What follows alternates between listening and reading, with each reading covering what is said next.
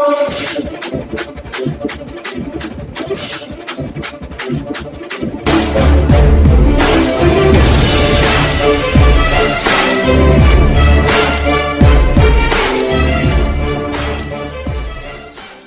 प्यारे हिंदुस्तान न्यूज 24/7 में आपका हार्दिक स्वागत है। रोहतक से बड़ी खबर आ रही है। रोहतक पीजीएमएस की ओपीडी पूरी तरह से हुई बंद। हड़ताल में बैठे 10 छात्र वार्डों में नहीं करेंगे मरीजों को भर्ती। 22 नवंबर से आपात सेवाएं, ट्रामा सेंटर, आईसीयू, आपात विभाग, गायनी और निक्कू भी होंगी पूरी तरह से बंद। स्वास्थ्य सेवाओं पर पड़ा असर। बिना इलाज कराए मरीजों को लौटना पड़ा घर। वायरिंग, नर्सिंग एसोसिएशन और पैरामेडिकल स्टाफ के 48 छात्रों के साथ आ जाने के कारण पूरी तरह से ब्लैकआउट जैसी बनी गई स्थिति। शुक्रवार को ज्वाइंट एक्शन कमेटी का प्रतिनिधिमंडल बातचीत के लिए स्वास्थ्य मंत्री अनिल विज मुख्यमंत्री से मिलने रवाना होगा चंडीगढ़। लगाया आरोप, सरकार मेडिकल कॉलेज का निजीकरण कर गरीब बच्चों को पढ़ाई से वंचित करना चाहती है सरकार। का मैटर नहीं, वर्ण मेडिकल संस्थान बनाने की रकम वसूलना चाहती है सरकार। पीजीएमएस की ओपीडी सेवाएं शुक्रवार से पूरी तरह से बंद रहेंगी। वहीं शनिवार से में मरीज भर्ती करना भी चिकित्सकों द्वारा बंद कर दिया जाएगा। इसका ऐलान गुरुवार को ज्वाइंट एक्शन कमेटी की आम सभा के बाद कर दिया गया। वहीं 28 नवंबर से आपात सेवाएं भी पूरी तरह से बंद कर दी जाएंगी, जिसमें ट्रामा सेंटर, आईसीयू, आपात विभाग, गायनी और निक्कू भी शामिल है। इधर हड़ताली छात्रों का कहने की बांड का मैटर नहीं है, वर्ण सरकार मेडिकल संस्थान बनाने की रकम वसूलना चाहती है। भाजपा सरकार कहती है कि सरकार ने मेडिकल संस्थान बना रही है, सरकार के पास बजट नहीं आता, सरकार फीस बढ़ाकर पैसे इकट्ठा करना चाहती है। 48 छात्रों ने आरोप लगाया सरकार मेडिकल कॉलेजों का निजीकरण कर गरीब बच्चों को पढ़ाई से वंचित करना चाहती है। वहीं स्वास्थ्य सेवाओं पर पूरा असर पड़ता दिखाई दे रहा है। शुक्रवार से करीब 8000 मरीज अपनी जांच और उपचार नहीं करवा सकेंगे। नर्सिंग एसोसिएशन और पैरामेडिकल स्टाफ के साथ आ जाने के कारण स्थिति पूरी तरह से ब्लैकआउट जैसी बन गई है। बंद पॉलिसी के विरोध में छात्रों का धरना 24वें दिन में प्रवेश कर गया है। ओपीडी में छात्रों की एंट्री बैन किए जाने के विरोध में गुरुवार को 10 एमबीबीएस छात्र हड़ताल में बैठ गए हैं। वहीं ज्वाइंट एक्शन कमेटी से भी छात्रों ने अनुरोध किया था कि उनके लिए कोई कड़ा फैसला लेकर प्रदेश सरकार तक संदेश भेजने का काम करे, जिस पर ज्वाइंट एक्शन कमेटी ने भी कड़ा रुख अपनाया है। वहीं पीजीएमएस में हड़ताल का ऐलान होने के बाद से मरीज वार्ड को छोड़कर घर जाने लगे हैं, क्योंकि गुरुवार को रेजिडेंट डॉक्टरों ने कार्य नहीं किया, जिसके चलते मरीजों की देखभाल कम हो गई है।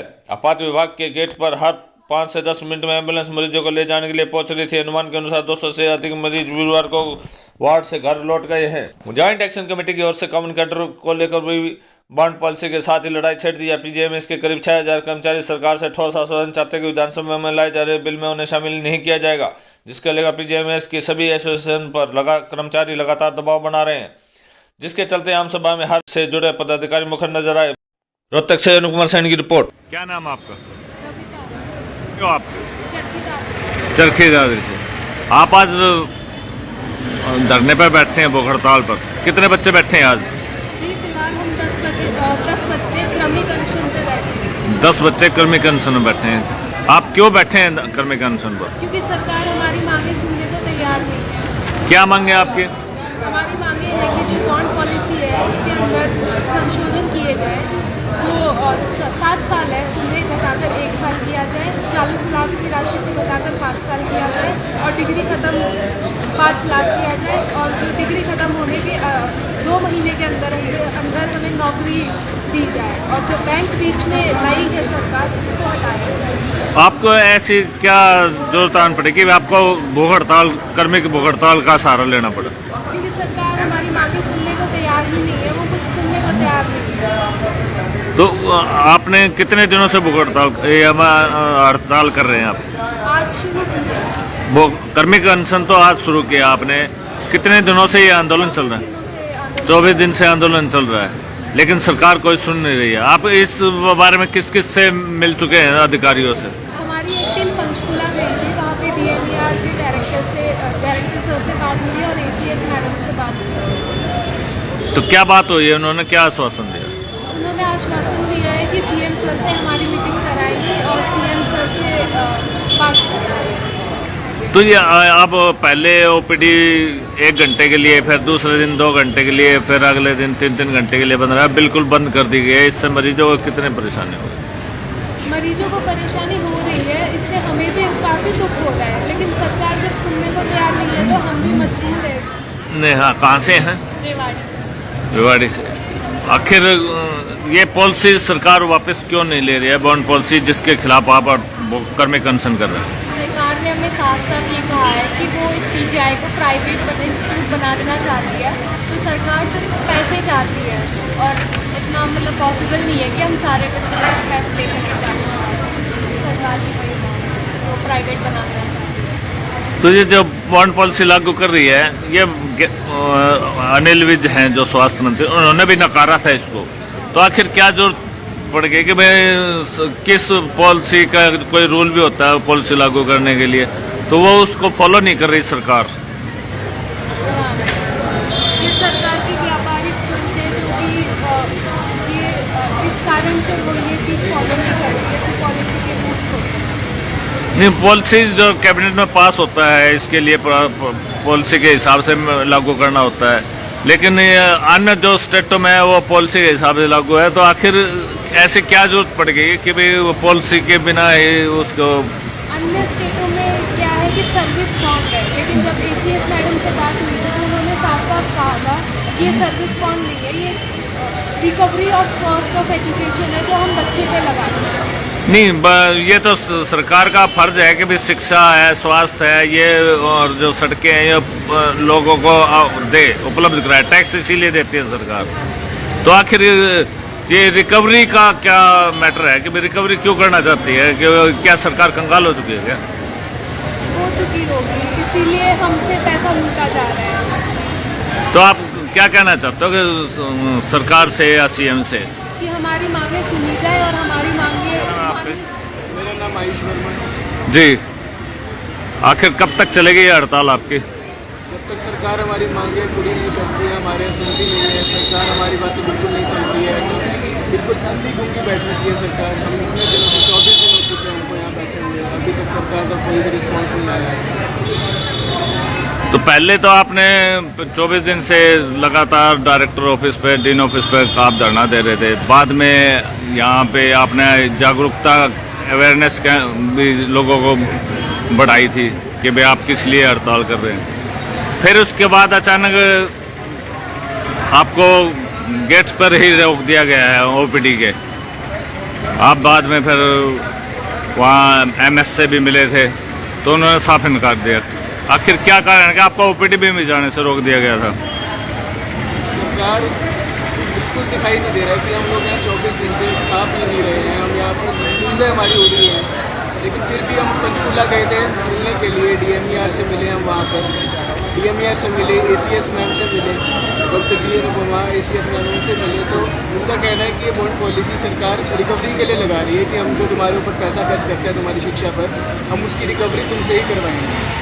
उन्होंने साफ इनकार कर दिया कि ये सर्विस बॉन्ड नहीं है, ये बॉन्ड पॉलिसी इसीलिए लगाई गई है ताकि हम अपना पैसा रिकवर कर सकें तुम लोगों से। तो मैं सरकार से सवाल पूछना चाहता हूँ कि क्या सिर्फ हरियाणा सरकार ही शिक्षा पर पैसा खर्च कर रही है? क्या बाकी सरकारें बाकी राज्यों में जहाँ पर शिक्षाएँ दी जा रही है वहाँ पर भी तो सेम ही शिक्षा है, क्या वो सरकारें पैसा नहीं खर्च करती?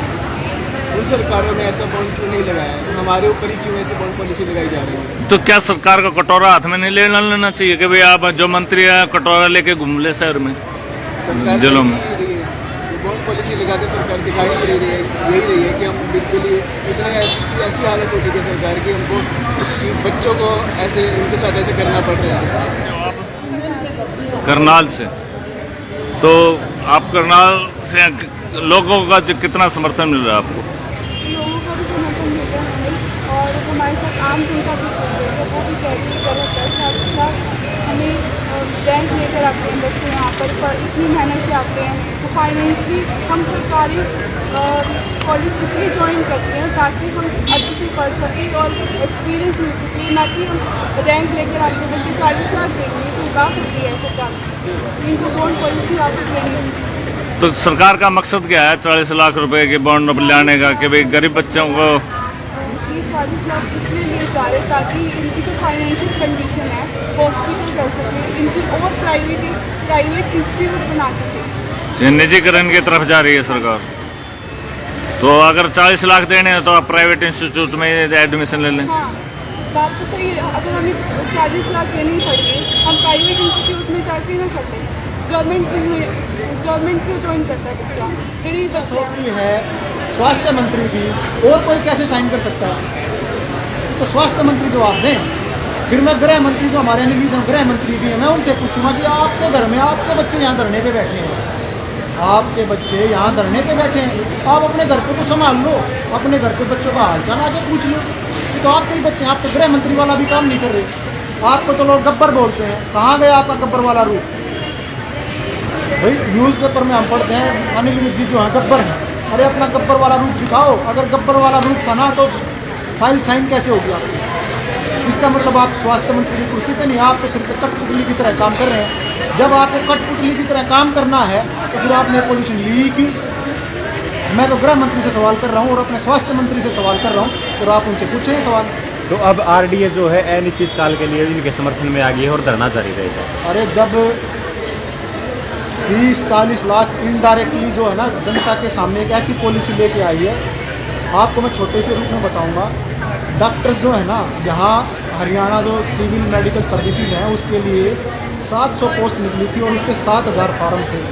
इसका मतलब है 7000 MBBS स्टूडेंट्स थे, जिसमें कि MD स्टूडेंट्स भी थे और MS स्टूडेंट्स भी थे, लेकिन पोस्ट थी 700। इसका मतलब है कि बच्चे तो सरकारी सेवा ज्वाइन करना चाहते हैं, लेकिन सरकार के पास इतनी नौकरियाँ ही नहीं है। ठीक है, नौकरियाँ देने का काम नहीं करी, ऊपर से कह रही है कि हम जो है ना सरकारी संस्थान को ऐसी सेवाओं में बांध देंगे, सेल्फ फाइनेंसिंग बनाएंगे कि बच्चों की फीस 40 लाख रुपए कर देंगे। तो ये तो शिक्षा पद्धति का आत्मदाह है। आप बात समझ रहे हो? शिक्षा पद्धति को मारने की कोशिश की जा रही है। शिक्षा पद्धति मरेगी, बच्चों का भविष्य मरेगा, भविष्य मरेगा तो हम मरेंगे, हम मरेंगे तो भाई इसलिए भाई मर तो लिए ही, अब तो भूख हड़ताल पे मर लेंगे। लेकिन सरकार सुनने का काम नहीं कर रही। ये सारी सरकार की गलतियां हैं और मैं तो कहता हूँ जनता को सोचना चाहिए, कम से कम एक ऐसी सरकार तो बनाए जो कि हमारे सवाल जवाब देने के लिए सक्षम हो। CM साहब से सवाल करते हैं उनको कुछ पता ही नहीं, विज जी से बात करते हैं उनको कुछ पता ही नहीं। अरे कम से कम ये तो पता रखो ना कि पॉलिसी बनी क्या है। पॉलिसी तो सिर्फ फीस बढ़ाने के लिए बनी है कि MBBS की फीस 40 लाख कर दो। क्या आप 40 लाख रुपये दे पाओगे? PGI में पढ़ने के लिए मैं जनता से सवाल करता हूँ, कितनी जनता ऐसी है जो 40 लाख रुपये यहाँ दे पाएगी? अरे सरकारी अस्पताल क्यों है? मरीजों को बेहतर सेवा मिल जाए, कम पैसे पे मिल जाए, 5 रुपये की OPD पर्ची, 50 रुपये का अल्ट्रासाउंड। क्यों? कि भाई सस्ता इलाज हो, गरीब जो है इलाज से वंचित ना रहे। लेकिन सरकार दूसरी साइड कह रही है 40 लाख फीस लेंगे।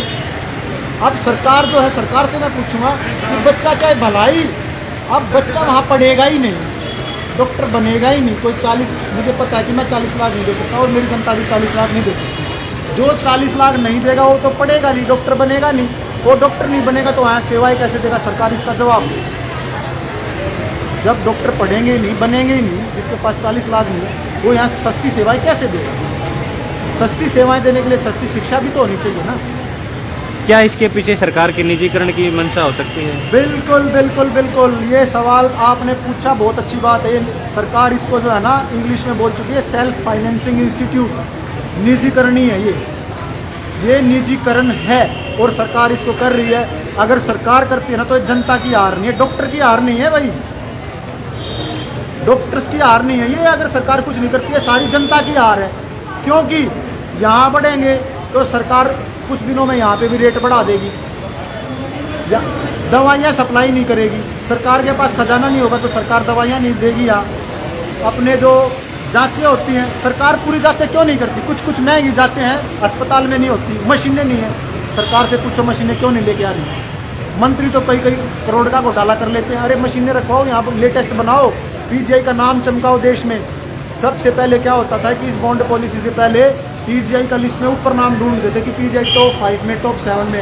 अब तो हमें नीचे से देखना पड़ता है कि 150 में, तो अब तो नीचे से देखना शुरू करते हैं कि PGI का नंबर क्या है। तो सरकार जवाब दे, बड़ी बड़ी मशीनें लगाएं, जनता को बैक आए ना। ये अगर 40 लाख फीस हो जाती है तो ये जनता की हार है।